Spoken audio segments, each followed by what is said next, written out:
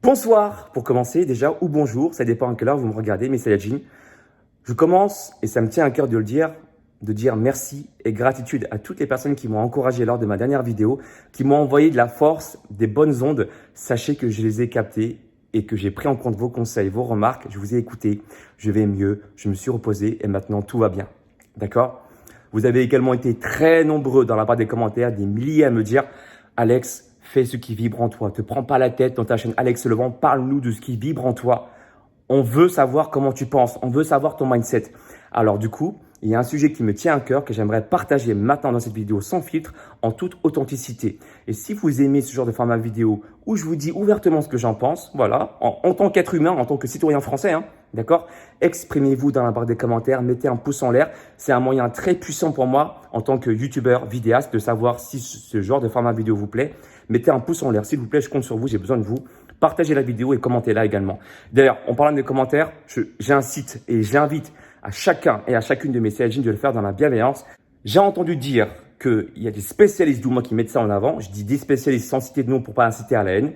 On nous incite à porter des doudounes à la maison en hiver pour éviter la propagation du virus. On nous incite également à partager, à consommer le gâteau de Noël avec nos grands-parents ou nos parents séparément. S'il y a des spécialistes parmi nous, des scientifiques, exprimez-vous dans la barre des commentaires. Mais est-ce qu'il y a une étude sérieuse qui nous dit que si on dépasse 6 personnes autour d'une table, la propagation du virus est démultipliée? Est-ce qu'il y a une preuve tangible là-dessus? J'aimerais comprendre en fait. S'il y a une preuve qui nous dit si vous dépassez 6 personnes autour d'une table, eh bien la propagation du virus est démultipliée, là je veux bien la respecter cette règle-là. Mais est-ce qu'aujourd'hui quelqu'un peut me confirmer que c'est vrai tout ça? Que porter des doudounes à la maison, d'accord, en gardant les fenêtres grandes ouvertes, ça nous protège du virus. Je veux entendre ces propos. Est-ce que c'est vrai ou faux? Est-ce que c'est fondé tout ça? Vous savez qu'en plus que je suis un grand spécialiste du froid. Je mets en avant les douches froides.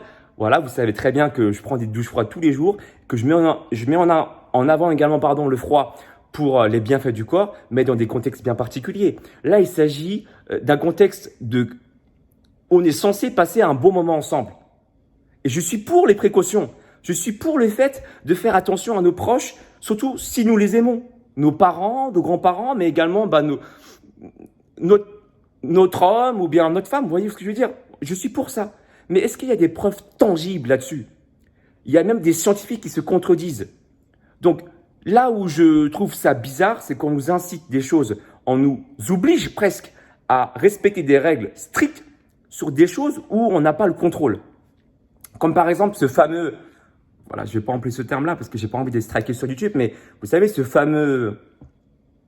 fameuse potion magique qu'on nous oblige presque, oui c'est ça, on nous oblige à consommer dans quelques semaines sous prétexte que ça pourrait nous protéger.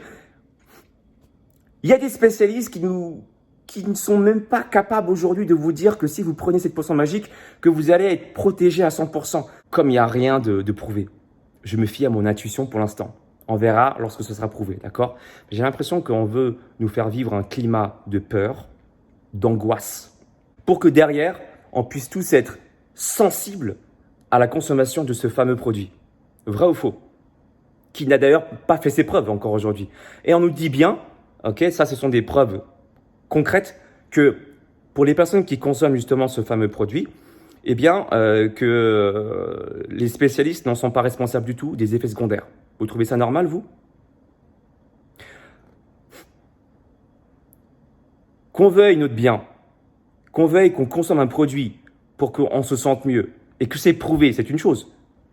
Mais là, il n'y a rien de scientifique, en fait, pour moi. Il n'y a rien qui est fondé et on nous propose, on nous oblige à respecter des règles strictes sur des choses infondées. C'est ça qui me dérange.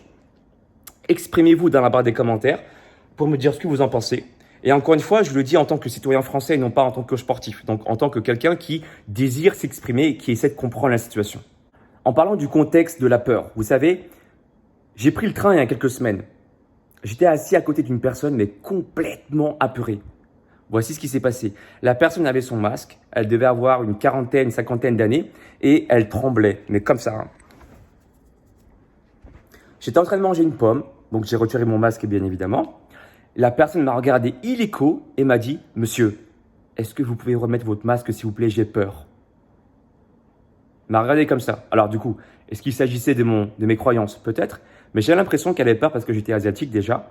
Et puis deuxièmement, à peine j'ai croqué ma pomme qu'elle m'avait fait cette remarque-là. Vous voyez? Donc c'est là où je veux en venir. Pour vous montrer que les précautions, je veux bien. Mais là, il ne s'agit plus de précaution simplement. Il s'agit d'inciter à la peur. D'où ça sort exactement le fait de se distancer de 8 mètres carrés lorsqu'on va dans un centre commercial? D'où ça sort le fait de ne pas manger à plus de 6 personnes autour d'une table? D'où ça sort tout ça? Il y a un scientifique qui a pris, je sais pas, au moins une seringue, qui a mesuré au microscope que manger à plus de 6 personnes autour d'une table égale propagation du virus. Mais d'où ça sort tout ça? Et du fait que un enfant, ça compte pas sur les 6 personnes. Parce qu'un enfant, c'est pas un être vivant. Mais en fait, voilà, c'est ça que j'essaie de comprendre. Exprimez-vous dans la barre des commentaires. Moi, j'ai l'impression que comme il n'y a rien de fondé actuellement, le jour où ça sera fondé, eh bien, j'écouterai, bien sûr. Je serai le premier à respecter tout ça. Mais aujourd'hui, je me fie à mon intuition. Et j'ai l'impression que tous ceux qui ont de l'autorité, là, qui ont du pouvoir, ne nous incitent pas à être en pleine forme. Par exemple, la fermeture des salles de sport. Vous voyez? Je pourrais très bien vous dire, bah voilà, moi je fais du poids de corps, je m'en fous. Non!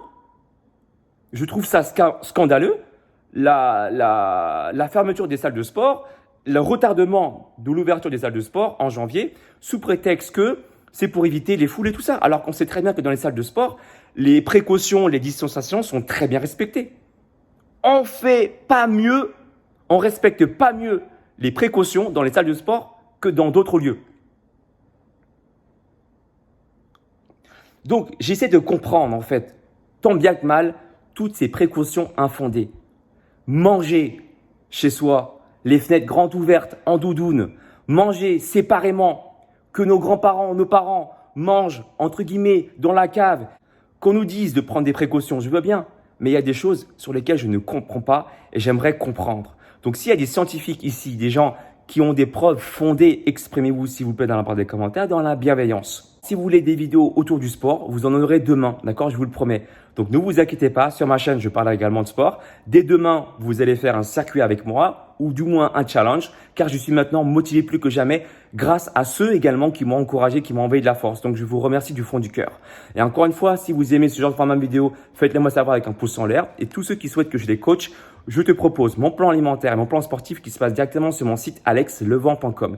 Et tous ceux qui veulent se muscler de façon indépendante sans attendre de retour de ma part, je propose mon deuxième service qui est mon ebook de 90 jours qui se passe également sur mon site. Sur ce, prenez soin de vous, mes Jenny, je vous dis à demain pour une séance de sport. Ciao!